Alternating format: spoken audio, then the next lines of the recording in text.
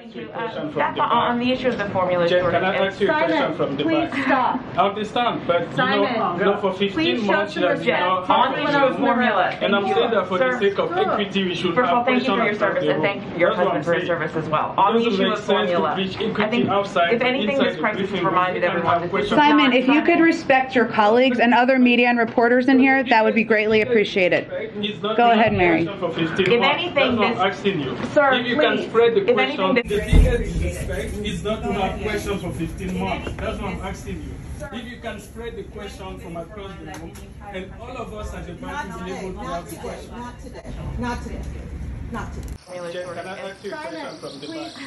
I understand, but for 15 months you have not on the issue of formula. and I'm saying that for the sake of equity, we should First of all, have thank you questions for your service, and thank your husband for his service as well. On the issue of formula, I think if anything, this crisis has reminded everyone that